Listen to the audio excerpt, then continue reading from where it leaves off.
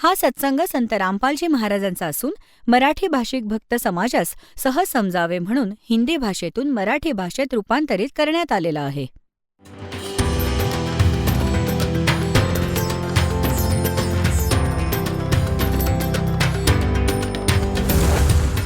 और ज्ञान सब ज्ञान डी कबीर ज्ञान सो ज्ञान और जैसे घोड़ा तोब कायम करता चले मैदान. जगद्गुरु तत्वदर्शी संत रामपालजी महाराजांचे अमृत वचन सर्व पवित्र धर्मांच्या व पवित्र शास्त्रांच्या आधारावर. आता पुण्यात्म्यांनो, या दासाचा जन्म एका शेतकरी कुटुंबात झाला आणि आता त्या जुन्या गोष्टी खूप आठवतात जेव्हा हे ज्ञान समजून आलं. आमचा एक बैल होता आणि त्या बैलाच्या मागच्या खुरामध्ये एवढा मोठा 1.5 इंचाचा खिळा घुसला आणि कळलं नाही. लगेचच त्याला शेतात नेलं. पूर्ण दिवस नांगराला जुंपलं. इतका मोठा खिळा लागला होता रात्री आणि सकाळपासूनच त्याला नेलेलं होतं.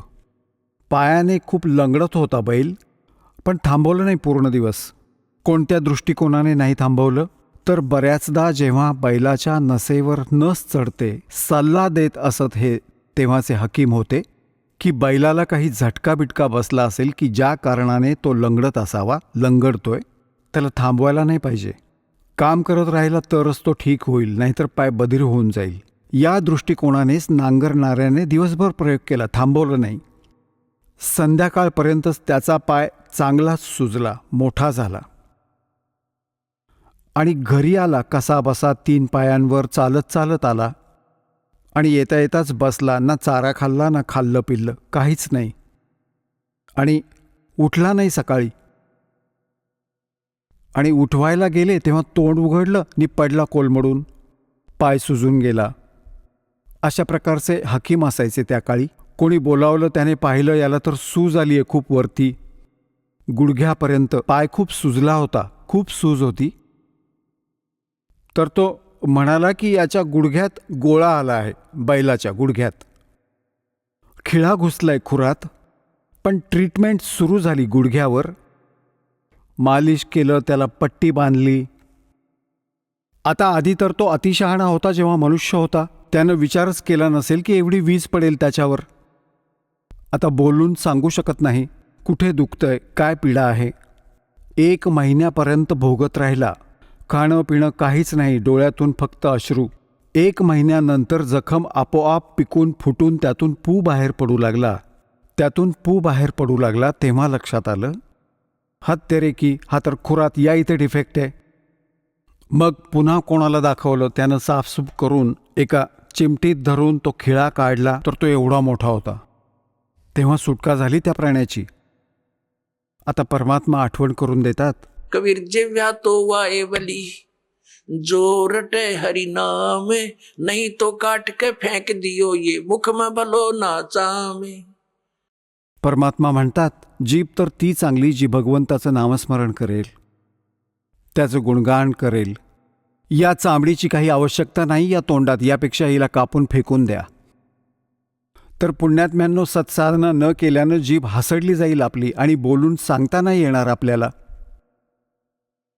आता ह्या गोष्टी दासाला आठवायला लागल्या जेव्हा परमात्म्याचं हे ज्ञान समजू लागलं. हे डोळे उघडले, रात्रीची झोप उडाली, दिवसाची शांती संपून गेली. जोवर ही साधना नाही मिळाली आणि मिळाल्यानंतर मग मात्र मी जीवाची बाजी लावली. समझा है तो सिर दर पाओ भौर नहीं रे सादा. परमात्म्याने म्हटलं आहे की ये संसार समझदा नाही कहंदा श्याम दोपहरे नू और गरीबदास ये वक्त जाता रोगे स्पैरे नू. ह्या वेळेला आठवून आपण खूप रडाल की हे भगवान, मनुष्य जीवनात भक्ती केली असती तर कुत्र बनून अशी तोंड वर करून रडायची वेळ आली नसती. त्यांना कधी कधी प्रेरणा होते. ही काय अवस्था झाली आमची. रात्रीच्या वेळी थंडीच्या दिवसात वरून पाऊस पडतोय आणि तो AC रूममध्ये राहणारा आज शेपटी घालून गल्लीमध्ये विराजमान आहे एक भक्ती न केल्याने, आणि मग तो वर तोंड करून करतो ऊ. ही काय अवस्था झाली आहे. त्यांचा तर हाच आत्मा होता जो मनुष्य जन्मात होता. सगळं जाणवतं त्यांना. तर इथे परमात्मा म्हणतात, ते अच्छे दिन पाछे गए गुरु से किया ना हेत, अब पछतावा के कर विरचड़िया चुगी खेत. म्हणजे मनुष्य जीवन असताना जर हे ज्ञान आठवलं, समजलं, तर मग काही बिघडत नाही. नाहीतर नंतर सगळ्याची माती होते. मग रडतो तोंड वर करून. गरीबदास ये वक्त जाता है, मनुष्य जीवन का समय जाता, रोग इस पैरे लूं. जर सद्भक्ती नाही केलीत तर रडायची वेळ येईल. आणि भक्ती करताय ज्या नकली माणसांकडे, तर तेही रडतील, कारण ते निरुपयोगी आहेत. काही मंत्र नाही, काही साधना नाही, काही ज्ञान नाही त्यांना. तर ती आता गोष्ट बिघडतीये पुण्यात्म्यांनो. या काळाने भरपूर अन्याय केला आहे तुमच्यावर. परमात्म्याची आस आत्म्याला बऱ्याच युगांपासून आहे, जेव्हा परमात्म्यापासून त्याची ताटातूट झाली आहे. पण काळाने आपले हे दूत पसरलेले आहेत, जे मिसगाईड करतायत, परमात्म्यापर्यंत जाऊ देत नाहीत, तर साधनांमध्ये गुरफटवून ठेवतात. हे तर दयाळू येतात, आपल्या समर्थपणाने आपल्याला या मार्गाचं स्मरण करून देतात, यावर दृढ करतात, जे काळ होऊ देत नाही. तर काळ मनामध्ये विष कालवतो जेव्हा हे सज्ञान ऐकतो. आणि जेव्हा अज्ञान ऐकता तेव्हा आरामात बसून राहता. जो जे म्हणेल ते सगळं सत्य. आणि सत्य सुरू झालं की ते खोटं वाटायला लागतं, कारण की आम्ही अज्ञान खूप ऐकून ठेवलं आहे. आता साधना करतात ती चुकीची करतात. काय म्हणतात परमात्मा? परेत शिला पे जा विराजे पितरों पिंड भराई, बोर श्राद्ध खान को आए, ये काग भये कलमाही. परमात्मा म्हणतात, भूत बनले भूत हे चुकीची साधना करून. आणि मग पितरों पिंड भराई, मग पिंडदान केलं. और बोर श्राद्ध खान को आए, काग भये कलमाही. आता पुण्यात्म्यांनो, हे जे श्राद्ध काढतात, हा कुठून घेतला यांनी हा जुगाड? जर वेदांमध्ये मनाई आहे की श्राद्ध नाही केले पाहिजे, ही भूतपूजा आहे, भूत पुजाल तर भूत व्हाल. गीतेच्या अध्याय नंबर 9च्या अध्यायात श्लोक नंबर 25 मध्ये म्हटले की भूत पुजणारे भूत होतील, जे पितरांची पूजा करतील ते पितर बनतील, देवतांची पूजा करणारे देवलोकात जाऊन त्यांचे नोकर बनतील. आणि माझी पूजा कराल तर मला प्राप्त व्हाल. तर गीताजींनी तर मनाई केली आहे की पितरपूजा, भूतपूजा, तेरावं करणं, अस्थि विसर्जन करणं, गतीकरणासाठी गंगेत नेऊन सोडणं, ही सगळी शास्त्रविरुद्ध साधना आहे, वेदविरुद्ध साधना आहे. ही नाही करायला हवी. तर ही आमच्या सगळ्या धर्मगुरूंची लांडी लबाडी आहे की श्राद्ध घाला, 17वं 13वं करा. आता पुण्यात्म्यांनो, परमात्मा म्हणतात, रे भोड़ी सी दुनिया, सत्य गुरु बिन कैसे सरिया. रे भोड़ी सी दुनिया, सत्य गुरु बिन कैसे सरिया. अपने लला के बाल उतरवावे, देख के चीना लग जइया. एक म्हातारी घेऊन चालली आपल्या नातवाला किंवा नातीला कुठे, गुडगावला. आपल्या इष्टधामाला घेऊन जातात, जिथे असेल तिथे. आणि तिथं न्हावी बसलेला असतो. आणि या अज्ञानी धर्मगुरूंनी आपल्याला हा सल्ला देऊन ठेवलाय की बाळाचे पहिले केस आपल्या मातेवर उतरवायला हवेत, आपल्या इष्टधामी जाऊन. आता ती म्हातारी जातीये नात किंवा नातवाला घेऊन, आणि बरोबर तिची सून. आणि तिथे न्हावी बसलेला असतो. त्याच्याकडे जाऊन ही म्हातारी म्हणते की अरे न्हावी बाबा, माझ्या नातवाचे केस काप. आता बाहेर जर 5 रुपयात केस कापत असेल ना न्हावी, त्या इष्टधामी 10 रुपये घेईल, डबल. त्याला माहिती आहे इथे माझ्याशिवाय कोणी कापणार नाही. डबल रेट घेईल. आणि मग आजी म्हणेल की बाबा रे, पटकन मोठे मोठे काप. आणि मग ती म्हातारी असं म्हणेल की अरे न्हावी बाबा, जरा लक्ष दे ना, माझ्या नातवाची कातडी नाजूक आहे. म्हणते त्याला कात्री नाही लागली पाहिजे, हळूहळू बघ, हळूहळू बाबा. आता परमात्मा म्हणतात, अपने लला के बाल उतरवावे, आणि किती चिंता के कदे कैची ना लग जइया. अरे एक बकरी का बच्चा लेके उसका गला कटैया. रे भोड़ी सी दुनिया. तोही कोणाचा तरी मुलगाच होता ज्याचा बळी द्यायला निघाली आहेस. आणि आपल्या बाळाची इतकी चिंता की त्याला कात्रीही नको लागायला.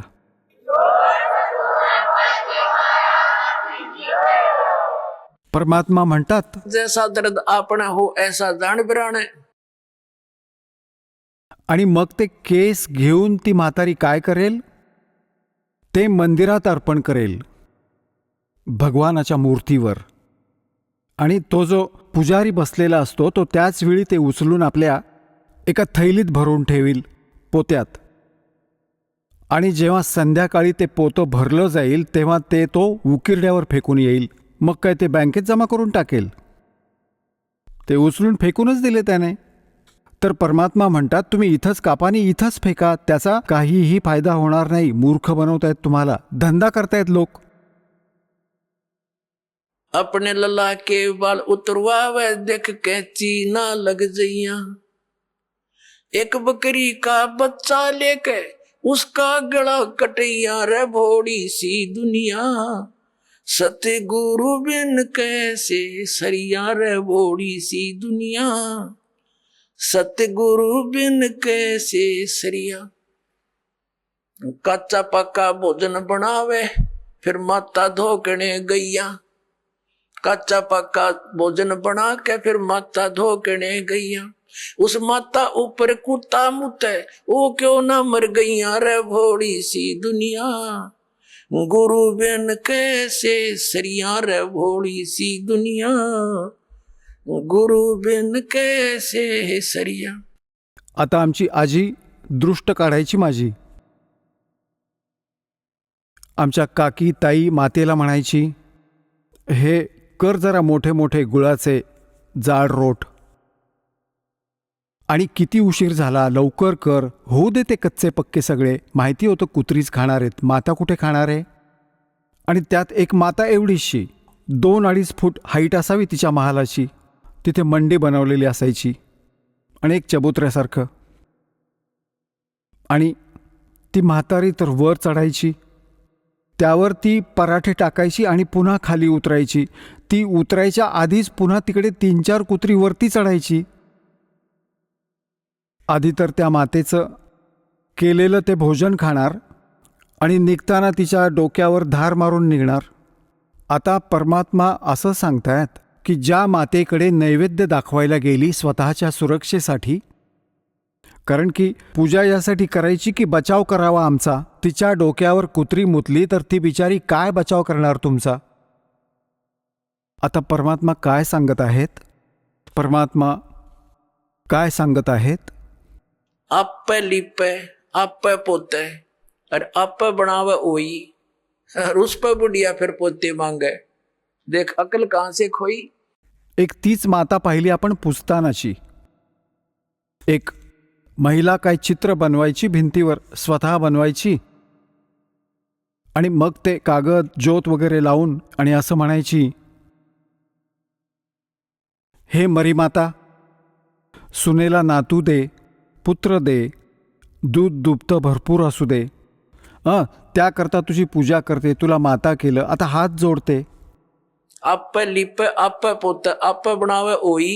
आणि त्यावर आजी नातू मागते. हा काय वेडेपणा चाललाय हे तेरे की.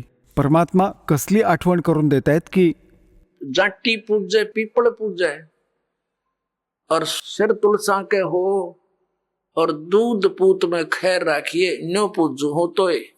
क्षमी पूजते, मग पिंपळाला पाणी घालते, नि तुळशी मातेला पूजते. आणि त्यांची कशासाठी पूजा करते? की मला दूध दुभतं भरभरून मिळू दे. सांगा, अक्कल बघा आपली. ही आमच्या धर्मगुरूंची गाईडलाईन होती आमच्यासाठी.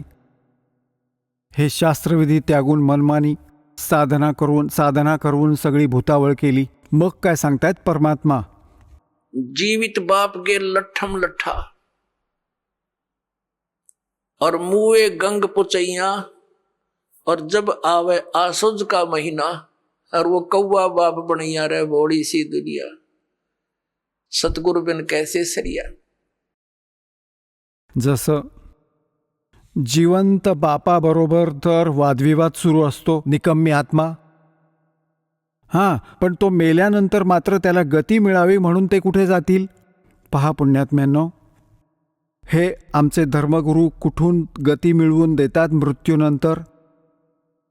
आधी तर हे म्हणतील की अस्थि उचला नि गंगेच्या प्रवाहात सोडा, याला गती मिळेल. अच्छा, काय करतात? एक व्यक्ती नाम घेत नव्हता, त्याच्या पत्नीने नाम घेतलं होतं. तसा तो आपल्या पत्नीला नाही म्हणत नसे, ज्ञानाशी बहुतांशी परिचितही होता. पण त्याच्यासमोर एक अडचण होती की माझ्या वडिलांचा मृत्यू होईल आणि जर मी गंगेमध्ये अस्थी नाही सोडून आलो तर मग माझा आत्मा नाही ऐकणार, तर मी यासाठी नाम नाही घेणार. एक दिवस तो सांगत होता, त्याची पत्नी सांगत होती की माझ्या काकांचा मृत्यू झाला, म्हणजे त्यांच्या ताऊचा, आणि ती घेऊन गेली त्यांच्या अस्थींना गंगा घाटावर. तिथे बसले होते पंडे आणि तिथे त्यांनी आपापली क्षेत्र वाटून ठेवली होती की हे माझं क्षेत्र, हे तुमचं क्षेत्र. जाताच विचारतात, कुठून आलात जी? तर ती सांगते की असं असं सोनपतहून आली आहे. तर म्हणतात की अच्छा अच्छा, या या, तुम्ही आमच्या आहात, पकडून ठेवतील. तर मग तिथे जाऊन तिने पाहिलं उघडून, मागचा सगळा इतिहास सांगतात. तर काय म्हणाले ते? असं म्हणाले, यजमान खूप दिवसांनी तुम्ही आलात. अरे काय अजब सांगतायत. आता ती हे म्हणत होती की हे सांगत होता तिचा पती की माझं डोकं ठणकलं की शत्रू तरी वाट पाहत आहेत की आम्ही रोज भरावं. आता खूप दिवसांनी आलास गती करायला. तर तो म्हणू लागला, त्यानंतर माझं तिथून मन हटलं. का तर तो दिवसभर आमच्याशी ना हा लबाडी करत होता.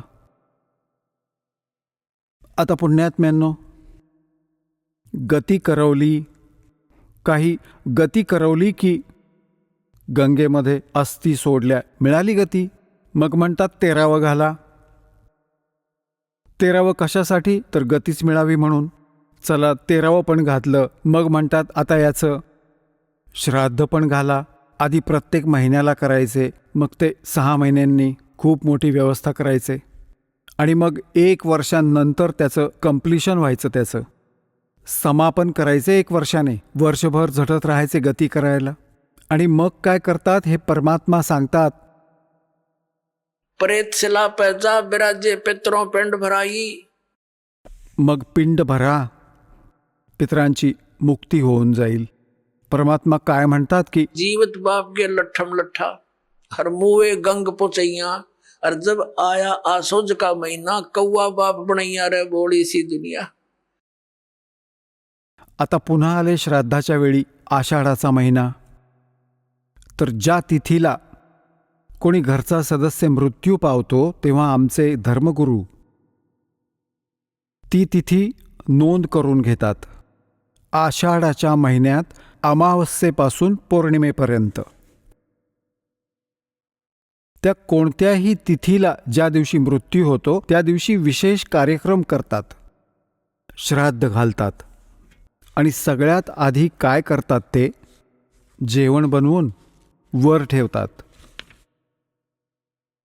छतावर, आणि त्याचवेळी कावळे येऊन ते खाऊन टाकतात. तर ते काय म्हणतात आपले धर्मगुरू, पहा नैवेद्य नेला वडिलांनी, कदाचित ते कावळा बनले असतील. अरे भल्या माणसांनो, गती द्यायला गेलात नि कावळा बनवून सोडलत. ही आहे त्यांची साधनं. आता परमात्मा म्हणतात, प्रेत शिला पे जा बिराजे पितरों पिंड भराई, और बहुत सरहद खान को आए काग बने कलमाई. पुढे काय सांगतात, जय सतगुरु की संगत करते सकल कर्म कट जाई, अमरपुरी पर आसन होते जहां धूप ना छाई. आता काय म्हणतात की सद्गुरूंची संगत असती, सद्गुरू लाभले असते तर साऱ्या कर्मातून सुटका झाली असती. ना श्राद्ध घालणं, न भूत बनणं, ना कावळे किंवा पशूंच्या योनीत जाणं. आणि मग काय झालं असतं, अमरपुरी ज्या स्थानाचा कधी नाश होत नाही, सतलोक, सनातन परमधामाची प्राप्ती हो, सद्गुरू मिळो आणि हे सर्व त्रास संपू देत. आणि हे आमचे गुरुजी, धर्मगुरुजी श्राद्ध तर अवश्य काढायला हवेत.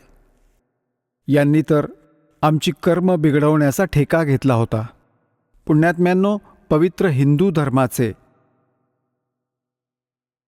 जे सद्ग्रंथ आहेत, पवित्र 4 वेद आणि पवित्र श्रीमद भगवद्गीता, आणि 5वा वेद जी परमात्मा कबीरजींची वाणी जी त्यांच्या मुखकमलातून आली, त्यात कंप्लीट ज्ञान आहे.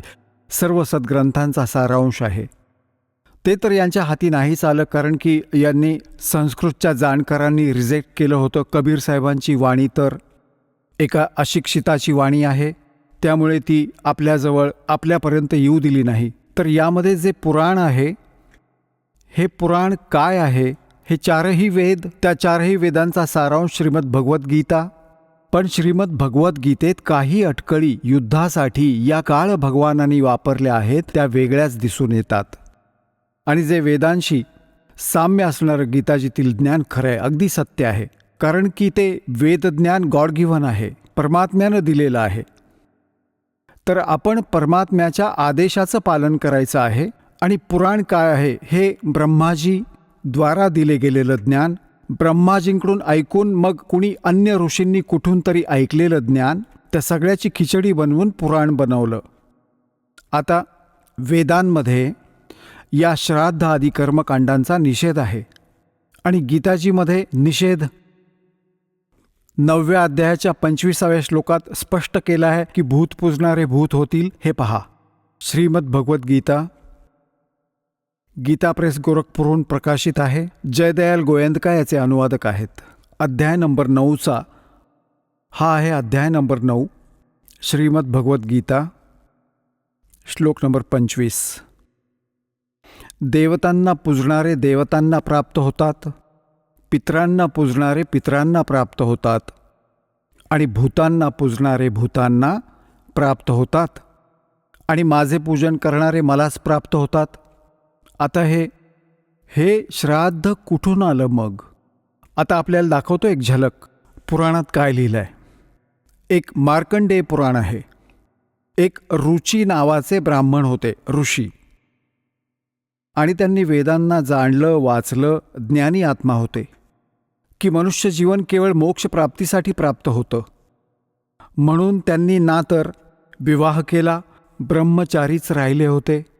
40 वर्षांचं वय झालं होतं आणि आपलं जंगलात, वनात राहत होते. कुठलं घर वा झोपडी देखील बांधलेली नव्हती. अशा विचाराने की मोक्षप्राप्ती करायचीच आहे, कशाला संग्रह करायचा, 2 दिवसांचं जीवन आहे. आता ते वेदांनुसार साधना करत होते, रुची ऋषी. आणि त्यांचे जे पिताजी, आजोबा, पणजोबा आणि खापर पणजोबा ते मृत्यू पावले होते, ते भूत बनले होते. आणि ते देखील ऋषी होते, ब्राह्मण होते. त्यांनी ही कर्मकांड केली, करवली, त्यामुळे भूतच बनणार होते ते. तर ते चारही दिसले आणि म्हणाले, पुत्रा, तू विवाह का नाही केलास? विवाह करून तू आमचं श्राद्ध घातलं असतं आणि आम्हाला गती लाभली असती. आता रुची म्हणू लागले की पितामहांनो, वेदात तर ह्याची मनाई केली आहे. हे श्राद्ध वगैरे घालणं, कर्मकांड करणं हा तर मूर्खांचा मार्ग आहे. आणि ते पितरही म्हणाले की बेटा, आहे तर असंच आहे, यात काही संशय नाही, खोटं नाही, सत्य आहे. परंतु आमचं काय होईल? तुम्ही जा खड्ड्यात, आमचं काय होणार? आपण मेलात आणि पुत्रालाही मारायचा विचार करतायत. हे पहा, मार्कंडेय पुराण. हे गीता प्रेस गोरखपूरहून प्रकाशित आहे. गीता प्रेस गोरखपूरहून प्रकाशित. हे गीता प्रेस गोरखपूरचे प्रकाशन आहे. 242 पानावर संक्षिप्त मार्कंडेय पुराण. रोजच्या मुनींची उत्पत्ती कथा. मार्कंडेयजी म्हणतात की ब्राह्मण फार पूर्वीची गोष्ट आहे. प्रजापती रुची ममता आणि अहंकाराविना या पृथ्वीवर फिरत होते. त्यांना कुणापासूनही भय नव्हतं. ते खूप कमी झोपत. त्यांनी ना तर अग्नीची स्थापना केली होती, ना स्वतःसाठी घरही बांधलं होतं. ते एक वेळ भोजन घेत आणि बिना आश्रमाचेही राहत असत. त्यांना सर्व प्रकारच्या आसक्तींनी रहित आणि मुनिवृत्तीने राहताना पाहून त्यांच्या पितरांनी त्यांना म्हटलं. मग पुढे पहा, हे चौघेही पुढे भूत बनलेत. हे पहा, हे रुची ऋषी आहेत. हे यांचे आधी बनलेले पंडितजी सगळी भूतं पूर्वज भूत झाले आहेत. आता या सगळ्यांना त्याने पाहिलं एकत्र. पितर म्हणाले, बेटा, विवाह स्वर्गनी अपवर्गाचा हेतू असल्या कारणानं ते एक पुण्यकर्म आहे. हे तर या पितरांची वचनं आहेत. ही तर पितरांची वचनं आहेत जी सल्ला देत आहेत. पहा, ते तू का नाही केलंस? गृहस्थ पुरुष समस्त देवता, पितर, ऋषी आणि अतिथींची पूजा करून पुण्यमय लोकांना प्राप्त करतो. तो स्वाहा उच्चारून देवतांना स्वधा शब्दाने पितरांना तथा अन्नदान, बलिवैश्वदेव आदींनी भूत, आदी प्राणी आणि अतिथींना त्यांचा भाग समर्पित करतो. बेटा, आम्ही असं मानतो की गृहस्थाश्रमाचा स्वीकार न केल्यानं तुला या जीवनात क्लेशच क्लेश भोगावे लागतील, तथा मृत्यूनंतर दुसऱ्या जन्मातही क्लेशच भोगावे लागतील. रुची म्हणाले, पितृगण, परिग्रह हाच अत्यंत दुःख नि पापाचं कारण ठरतो आणि त्याने मनुष्याची अधोगती होते. त्यामुळे मनुष्याची अधोगती होते. त्याच विचाराने मी आधी स्त्री संग्रह केला नाही. आता इथे पहा, पितर म्हणाले, बेटा, जितेंद्रिय होऊन आत्म्याचं प्रक्षालन करणं उचित आहे. परंतु तू ज्या मार्गावर चालला आहेस तो मोक्षमार्ग आहे. सांगा, याने तर मोक्षमार्गाला तुच्छ मानले की तू जे कर्म करतोयस त्या मार्गावर चालला आहेस तो मोक्षमार्ग आहे. आणि पुढं पितर ब्रह्मचा मार्ग सांगतायत. पहा, रुचीने विचारलं, पितामहांनो, वेदात कर्ममार्गाला अविद्या म्हटलंय.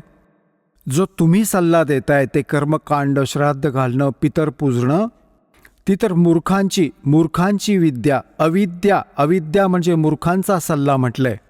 मग का तुम्ही मला त्या मार्गाला जायला सांगत आहात? पित्र म्हणाले, हे सत्य आहे की कर्माला अविद्याच म्हटलं गेलं आहे. यात काहीच खोटं नाही. मग राहिलं काय बाकी? तुझं डोकं? हे आपल्या पुराणात लिहिलंय. आता या गोष्टीला पितरही मानतात. आपण जर साधना केली तर मोक्षमार्ग आहे. आणि मग ते त्याला सल्ला पण देत आहेत, भूतबीत, श्राद्ध घाल, विवाह कर. अरे हा नरक मार्ग आहे.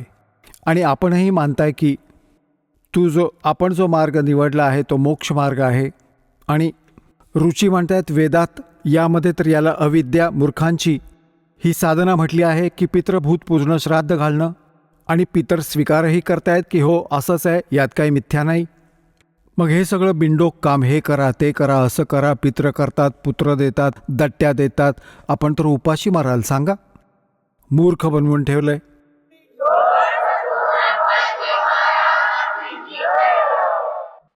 एक छोटीशी झलक दाखवतो तुम्हाला. या मार्कंडेय पुराणातच यांनी कुठून घेतलेत ही श्राद्धनी या भानगडी. एक मदालसा नावाची स्त्री होती. तिने आपल्या पुत्राला शिकवण दिली आणि ते हे सांगतायत. बघा, मार्कंडेय पुराणातलंच आहे, तुम्हाला तेच ऐकवतोय. हे 81 पानावरचं थोडं पाहू. मदालसा म्हणाली, महाराज, ही मदालसा सल्ला देणारी आहे. मदालसा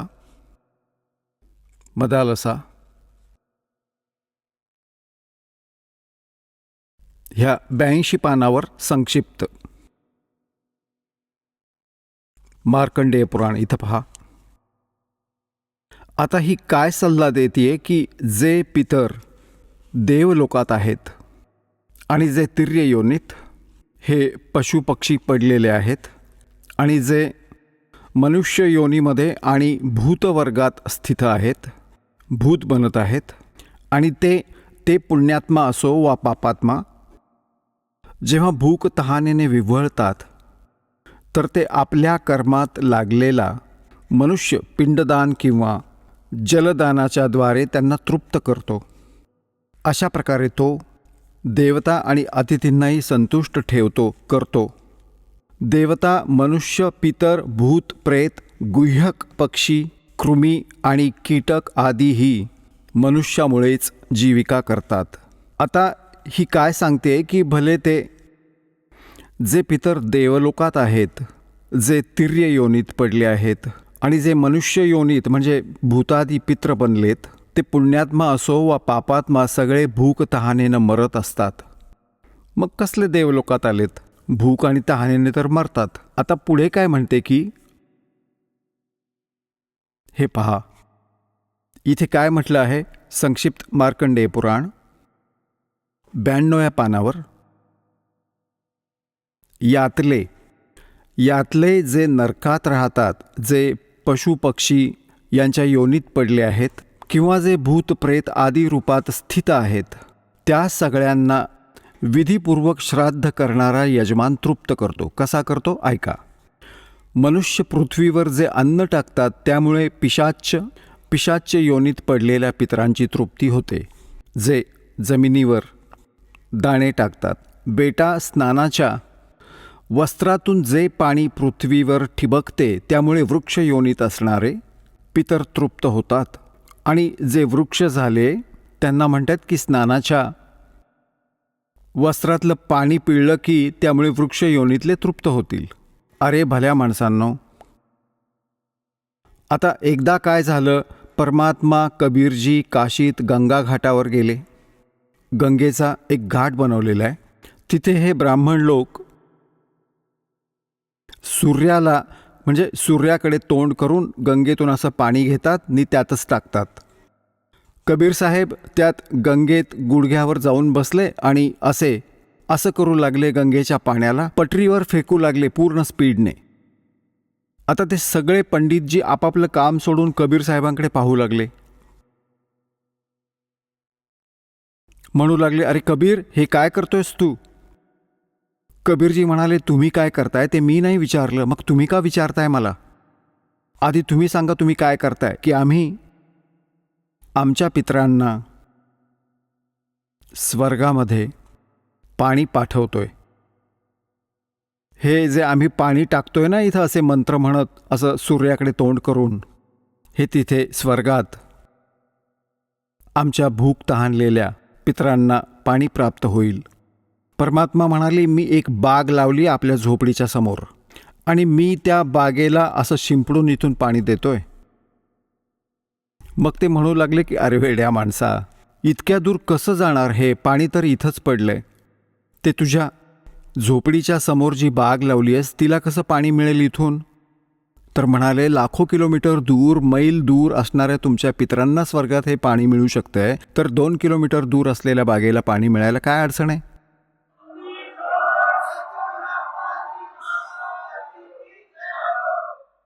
तर त्यांची बोलती बंद झाली त्या पंडितांची. त्यांनी आपली चूक मान्य केली, मालकांना पूर्ण शरण गेले.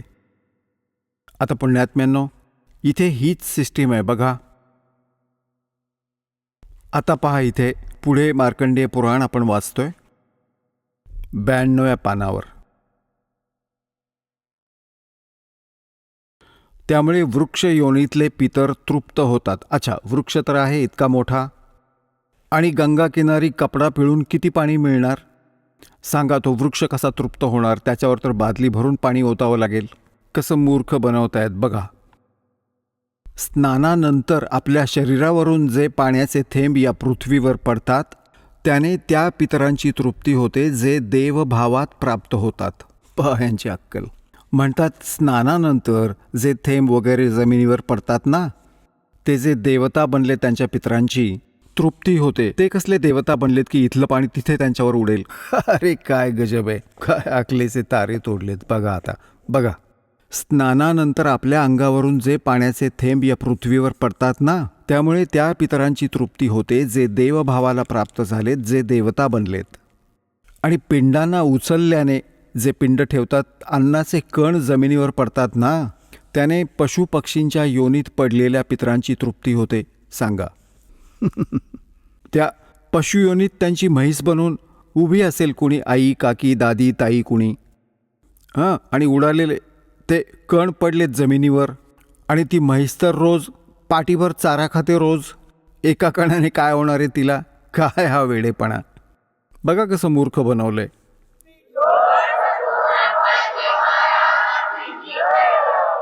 आता पहा, कुलामध्ये बालक आहे, जे श्राद्ध कर्म योग्य झाल्यावरही संस्कारापासून वंचित असेल, म्हणजे बालपणीच मरण आलं, श्राद्ध केलं नसेल तर ते विखुरलेलं अन्न आणि हे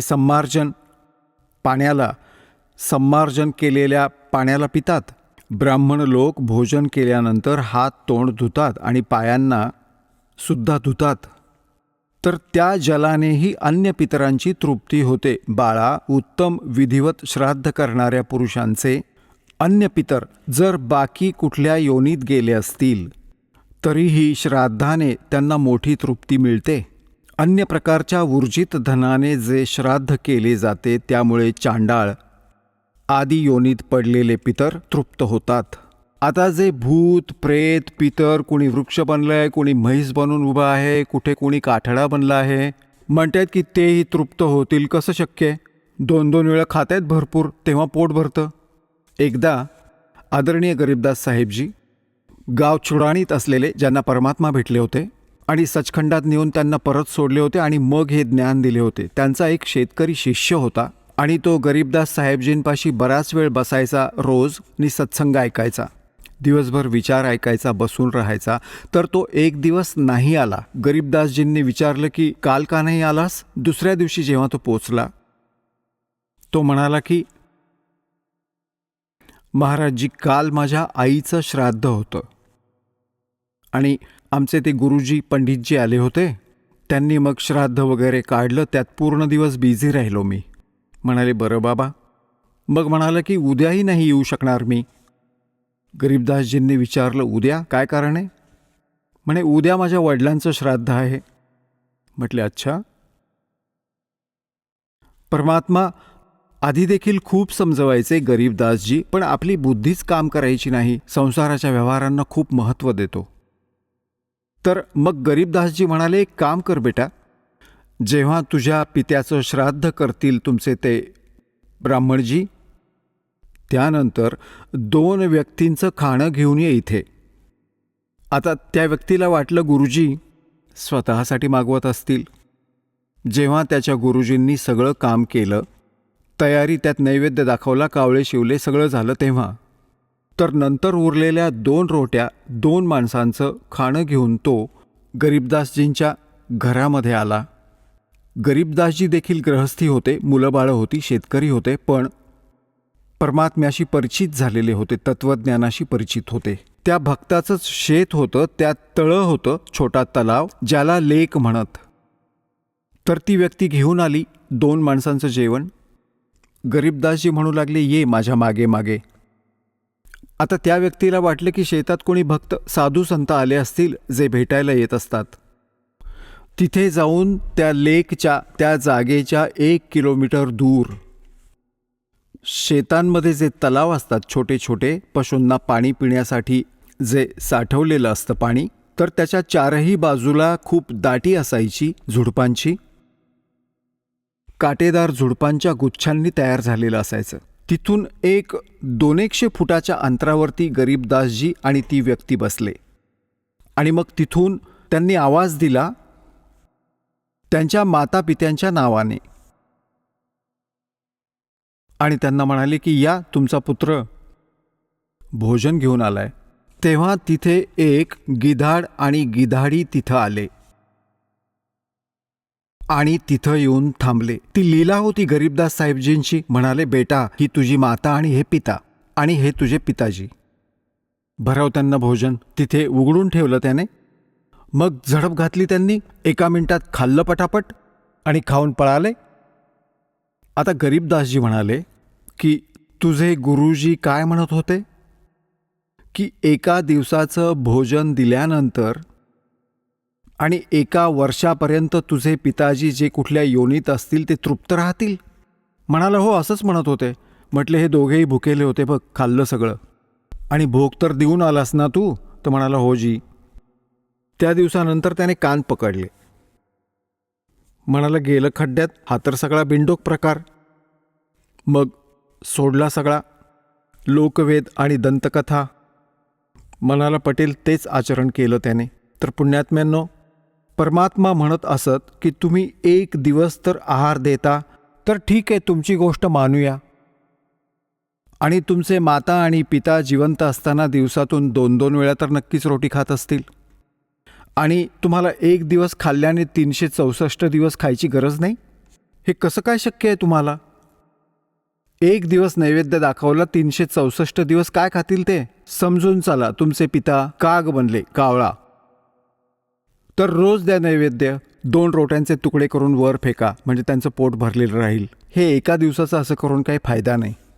सांगण्याचा अर्थ असा की त्यांना जे व्हायचं होतं ते झाले. आता पुण्यात्म्यांनो, आपण जेव्हा सद्भक्ती करू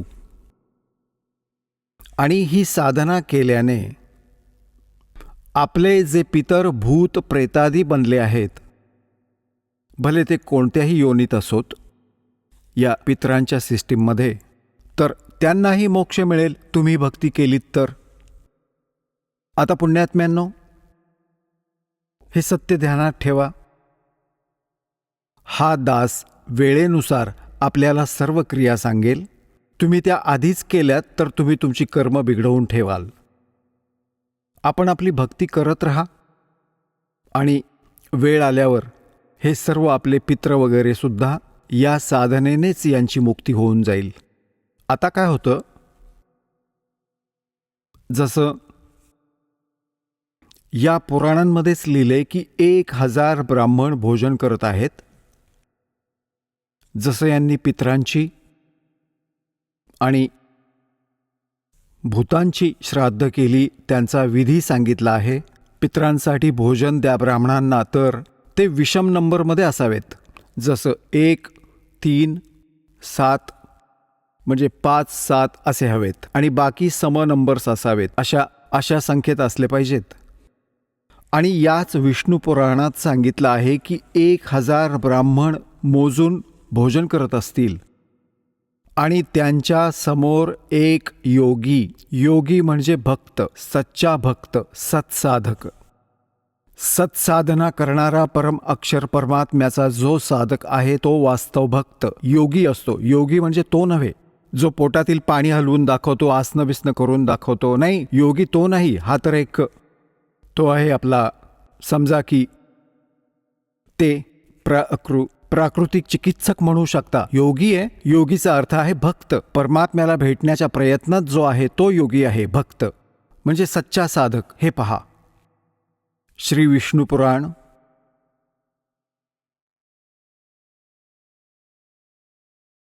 गीता प्रेस गोरखपूरहून प्रकाशित आहे. याचे अनुवादक आहेत मुनीलाल गुप्त. हे गीता प्रेस गोरखपूरहून प्रकाशित आहे. हा आहे अध्याय 16 आणि तृतीय अंश आणि पान नंबर 213 वर.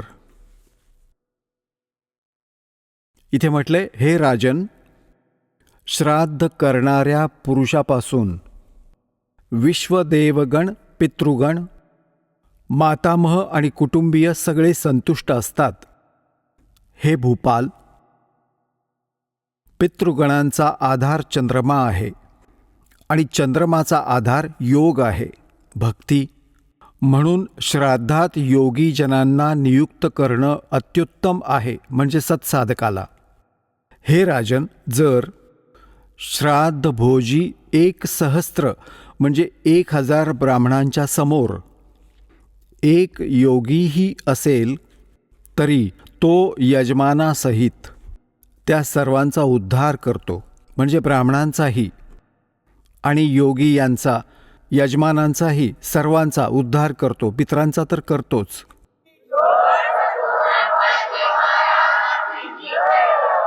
आता पुण्यात्म्यांनो, इथे आपण सगळे योगी आहात. जो भक्त इथे दान करतो तो आपल्याला भोजन करवत आहे, तर आपल्या पितरांचा तर उद्धारच होईल, यावर विश्वास ठेवा. हा इतका उत्तम मार्ग आहे. जे आमच्या प्राणात जे सत्य आहे ते तर यांनी ग्रहण केलंच नाही, यांनी असत्य ग्रहण केलं. आता पुण्यात्म्यांनो, जसं वेद आपण रुची ऋषींच्या कथेत पाहिलं मार्कंडेय पुराणात की वेदामध्ये याला अविद्या म्हटलं आहे या कर्मकांडाला. आणि पितरही मानतात, कारण ते ब्राह्मण होते, ऋषी होते. आणि ते असं म्हणतायत, आमची दुर्गती होईल तू जर श्राद्ध नाही घातलंस तर. आता जसं एक श्रद्धाळू म्हणतो की जसे आमचे पिताजी दिसायला लागतात आणि म्हणतात की बेटा श्राद्ध कर, आणि का नाही करणार आम्ही, करावंच लागेल. ही काय गोष्ट झाली? आता पुण्यात्म्यांनो, त्याची पद्धत आहे. जसं कुणाचा बालक आणि विहिरीत पडला, तो तर ओरडतोय बुडालो बुडालो, त्याला काय इलाज आहे? त्याच्यासोबत बुडायचं, सूर मारायचा, उडी मारायची, तोही मरेल. मग त्याची ही पद्धत आहे त्यालाही वाचवण्याची. आधी एक रस्सी बांधा वर चांगली मजबूत, तिला खाली सोडा, त्यावरून खाली उतरा आणि त्याला उचलून आणा. तर हे पितर तर दिसत आहेत आणि असं काही की त्याला घेऊन बुडायचं नाही, श्राद्ध नाही करायचं, ते तर विहिरीत उडी मारण्यासारखं झालं की घ्या हा मेला. त्यासाठी ही रस्सी आहे जी दास तुम्हाला देईल. ही सद्भक्ती करा, हा अशा प्रकारे दानधर्म करा, आणि ते भूत पितर या सगळ्यांचा उद्धार आपोआप होत जाईल. हे आपण वाचलं सुद्धा, कारण की सत्साधक हे भक्त आहेत. इथे लाखो योगी येऊन जेवतात एका महिन्यामध्ये. हां, मग तो एक जण जेवला तर इतका लाभ सांगतायत. तर हे तत्वज्ञान आणि शास्त्र अनुकूल साधना यानं आपलंही कल्याण होईल आणि आपल्या पितरांचंही. आता जसं आपण आत्ता ऐकलं की वेदामध्ये याला मूर्खांची साधना म्हटलंय, जे अगदी बरोबर आहे. तर वेद काय आहेत? ते परमात्म्याचं विधान आहे, ते परमात्म्याचा आदेश आहेत. आणि जे आपल्या पुराणात जे लिहिलं आहे ते पितरांचं वा ब्रह्माजींचा, किंवा ती मदालसा किंवा ती कोण होती पहा, आणि तिचंच म्हणणं खरं मानून सगळेजण कर्म करायला लागले. आणि हा कुणा अन्य ऋषींचा दिलेला आदेश आहे, याचं पालन आपण नाही करायचं. जसं एकदा एका व्यक्तीची मैत्री एका पोलिसाशी होती, ठाणेदाराशी, SHOशी. आणि त्या व्यक्तीचा जो साथी होता शेजारी, त्याला खूप दुःखी करायचा. त्याने आपल्या मित्राला, ठाणेदाराला म्हटलं की ठाणेदार दादा, असा असा माझा एक शेजारी आहे, शेजारच्याच घरात राहतो, खूप परेशान करतो, सगळं काही सांगितलंय, पंचायत पण केली आहे, पण नाही ऐकत, काय करू? आता ठाणेदार म्हणाले की मारकाठी त्याच्या डोक्यात, मी बघतो. ठाणेदाराच्या आदेशाला मानून त्याची आज्ञा पाळली. त्यानं असा विचार केला की आता हा काय ते सांभाळून घेईल. त्यानं आपल्या शेजाऱ्याशी त्यानं भांडण केलं, हाणामारी झाली, त्याच्या डोक्यात काठी बसली, मेला तो शेजारी. आता तो SHO तिथला प्रभारी होता, तो त्याला घेऊन आला पकडून, तुरुंगात टाकलं आणि त्याला मृत्यूदंड मिळाला. आता राजाचं विधान होतं की कुणाच्या डोक्यात लाठी बसून मेला तर त्याची शिक्षा होती मृत्यू. आता ते विधान तोडलं त्या व्यक्तीने. आपला मित्र एका अधिकाऱ्याच्या आज्ञेचं पालन केलं, ज्यामुळे राजाचं विधान तुटलं आणि तो दंडित झाला. अशाच प्रकारे पुराणात जे आदेश लिहिले आहेत, आदेश आहेत ते ठाणेदाराचे समजा या पुराणात, आणि वेदात संविधान समजा भगवानाचं संविधान असं तोडलं असल्या ठाणेदाराच्या सांगण्यावरून, पुराणात किंवा या नकली धर्मगुरूंच्या सांगण्यावरून. या शास्त्रविरुद्ध साधना सांगणाऱ्या आचार्यांच्या, शंकराचार्यांच्या आदेशांवरून आपण जर क्रिया केल्या तर आपण दंडितच होऊ, आपण पितरच होऊ, म्हणजे मरणाची शिक्षा मरणाचीच मिळेल. तर अशी चूक तर आपण नाही करायची बाबा, आणि करूही नका. एक जीवित उदाहरण दास आपल्याला देत आहे. माझे पूज्य गुरुदेवजी ब्राह्मण वर्णात जन्मले होते. हरियाणामधील जिल्हा भिवानी चरखी दादरीजवळ एक पैतावास गाव आहे, बडा पैतावास. त्या ठिकाणी तिथे ते राहत होते. शेतकऱ्याचं काम करायचे, वर्ण ब्राह्मण. पुण्यात्म्यांनो, ब्राह्मण काही जाती विशेष नाही. दास खूप वेळा सांगतो की बघा, ब्राह्मण चिडेल, पण ब्राह्मणांच्या विषयी सांगतोय नाही. आणि शेतामध्ये जे माझे गुरुदेव होते, ब्राह्मण वर्णात जन्म होता त्यांचा, शेतामध्ये गायी चारत होते आपल्या शेतात. त्याच्याजवळ आधी जंगल खूप असायचं, वने खूप होती. एके दिवशी त्यांची भेट आमच्या दादा गुरुजींबरोबर झाली, म्हणजे एका संतांशी. तर त्यांनी प्रेरणा घेऊन घरातून पलायन करायचं ठरवलं आणि गुरुदेवांचा पत्ता विचारला. सर्व ज्ञानाने परिचित होऊन ते शेतात संध्याकाळच्या वेळेला गायी चारत होते. आणखीही काही साथी गोपाळ होते. तर त्यांना हे म्हणाले की मी फ्रेश होऊन येतो, मला वेळ लागला तर तुम्ही पशूंना घेऊन जा, मी नंतर येईन. ते जंगलात गेले, घनदाट. ते सर्व गुराखी गायी घेऊन गावात परतले. आता संध्याकाळी बराच वेळ झाला आणि ते आले नाहीत. त्यांचं बालपणीचं नाव, गावातलं नाव हरिद्वारी होतं, पंडित हरिद्वारी. मग त्यांनी आपलं नाव बदललं होतं, कुठं कोणी ओळखू नये म्हणून. घरातून निघून आले होते ते.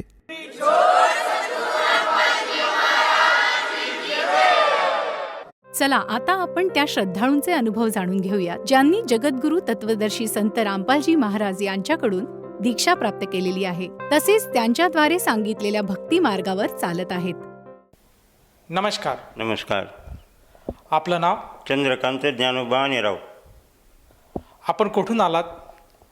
मुक्काम पोस्ट मादळमई, तालुका गेवराई, जिल्हा बीड, महाराष्ट्र इथून आलो. आपला व्यवसाय काय आहे? माझा व्यवसाय सर मोटर लाईनचा, गाडी रिपेरिंगचा व्यवसाय सर. संत रामपालजी महाराजांची गुरुदीक्षा आपण कधी घेतली? संत रामपालजी महाराजांची नामदीक्षा 11 फेब्रुवारी 2018 घेतली सर. संत रामपालजी महाराजांची गुरुदीक्षा घेण्या अगोदर आपण व आपला परिवार कोणती भक्ती साधना करत होतात?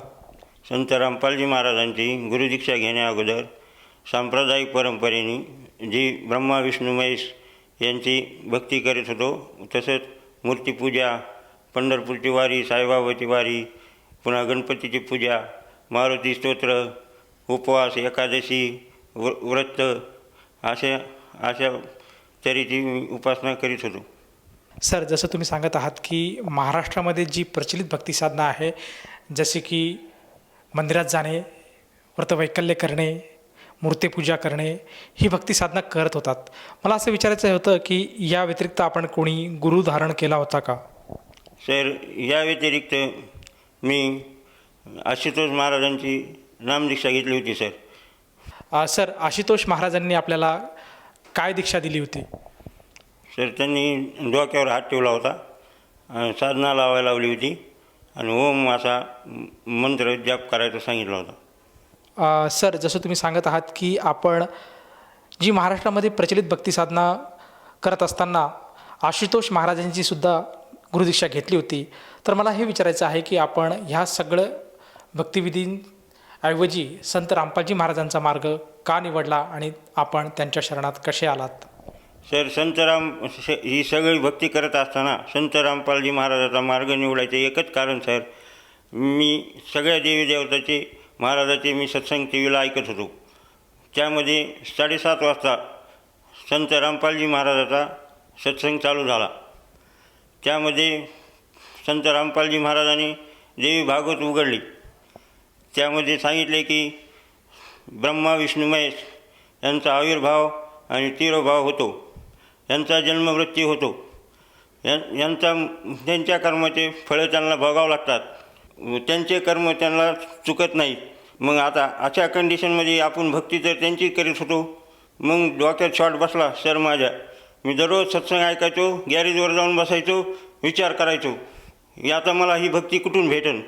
अशी भक्ती करीत असताना संत रामपालजी महाराजाचा आमच्या इथं सत्संग झाला. मग ते आमच्या गॅरेजवर आले, म्हणले ज्ञानगंगा घ्या, सत्संग आहे 7 वाजता, तुम्ही सर्वजण सत्संगाला या. मग मी पुस्तक घेतलं, सत्संगाला सर्व घरच्यांना घेऊन गेलो सर. माझा दोस्त होता, त्यांना पण घेऊन गेलो, सत्संग ऐकला. मग मला नामदीक्षा घ्यायची होती, मग तिथं उपदेश घेतला. सर, जसं तुम्ही सांगत आहात की संत रामपालजी महाराजांचे जे अनुयायी आहे हे गावोगावी संत रामपालजी महाराजांचा प्रोजेक्टरद्वारे सत्संगाचा कार्यक्रम करतात आणि त्या कार्यक्रमातून आपल्याला प्रेरणा मिळाली आणि आपण तेथे जाऊन संत रामपालजी महाराजांची नामदीक्षा घेतली. मला हे विचारायचं आहे की जेव्हा आपण संत रामपालजी महाराजांच्या सान्निध्यात आलात, त्यांच्या गुरुमंत्राच्या छत्रछायेखाली आलात, त्यानंतर आपल्याला व आपल्या परिवाराला काय काय अनुभव आलेत? आमच्या परिवाराला आर्थिक, भौतिक व शारीरिक, मानसिक सगळे लाभ झाले सर. तर त्यातले मी आर्थिक लाभ सांगतो तुम्हाला. मला राहायला घर नव्हतं सर. मी दुसऱ्याची इथं 25 वर्षे किरायाने राहिलो सर. तर परमात्माची नामदीक्षा घेतल्यानंतर 1 वर्षात मला पत्र्याचं शेड झालं, संडास बाथरूम, मालिकनी दया केली सर. दुसऱ्याला बिगर दयेत लग्न केलं मी माझ्या मोठ्या मुलीचं. त्या हुंडा नाही दिला, काही दिलं नाही. असं संत रामपालजी महाराजाच्या सांगण्यानुसार असं लग्न केलं सर. या व्यतिरिक्त आणखीन काही लाभ प्राप्त झाला का? सर माझं रेग्युलर लाईट बिल होतं गॅरेजचं. वेल्डिंगचा व्यवसाय असल्यामुळे सीचं मीटर आहे सर आमचं. बिल 9-10 रुपये युनिट आहे आम्हाला. ते परमात्माच्या दयाने रेग्युलर बिल असताना दुसऱ्याच महिन्यात मी बिल भरलेलं असताना दुसऱ्या महिन्यात 4,000 बिल आलं सर. त्याच्यानंतर दासपाशी 1 रुपया बी नव्हता.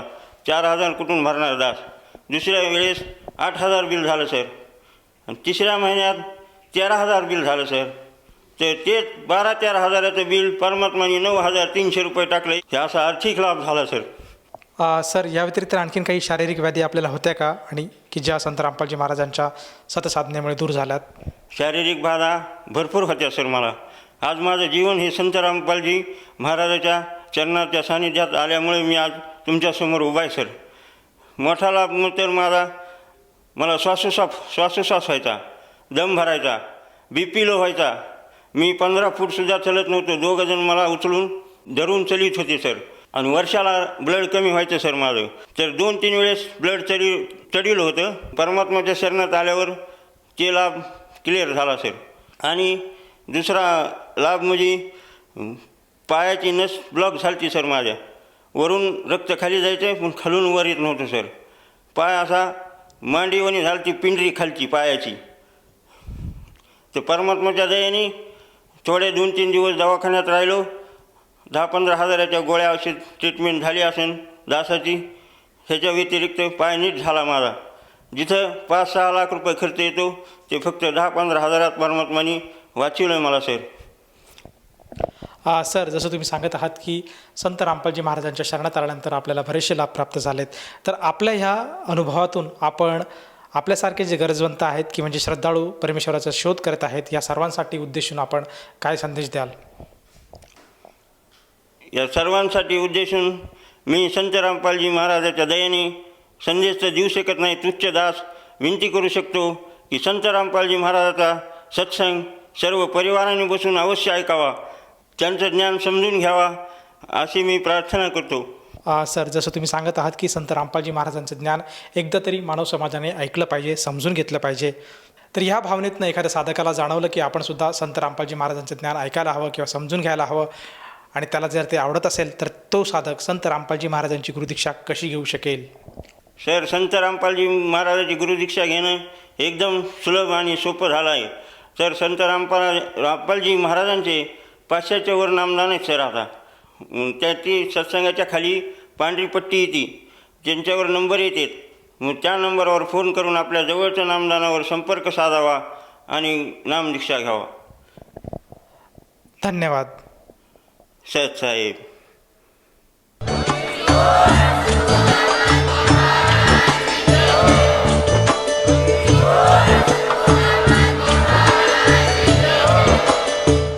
आपण ऐकत होता जगद्गुरू तत्वदर्शी संत रामपालजी महाराज यांचे मंगल प्रवचन, ज्यांच्या शुभ आशीर्वादाने संपूर्ण विश्वामध्ये 500 पेक्षा जास्त नामदीक्षा केंद्र आहेत, जिथे निशुल्क नामदीक्षा दिली जाते. निशुल्क नामदीक्षा प्राप्त करण्यासाठी आणि अधिक माहितीसाठी संपर्क करा 7030303951 7030303952. अद्वितीय आध्यात्मिक ज्ञान वाचण्यासाठी, पाहण्यासाठी आणि ऐकण्यासाठी संत रामपालजी महाराज ॲप अवश्य डाउनलोड करा किंवा आमची वेबसाईट www.jagadgururampalji.org वर व्हिजिट करा. आम्हाला सोशल मीडियावर फॉलो करा. सर्व पवित्र धर्मांच्या पवित्र शास्त्रांवर आधारित प्रमाणित अनमोल पुस्तक ज्ञानगंगा किंवा जगण्याचा मार्ग यापैकी कोणतेही एक पुस्तक निशुल्क मागवण्यासाठी आपण आम्हाला आपले पूर्ण नाव, पूर्ण पत्ता, पिनकोड आणि फोन नंबरसह लिहून 7030303951 किंवा 7030303952 या नंबरवर SMS करू शकता किंवा 7030303950 या नंबरवर व्हॉट्सअप देखील करू शकता.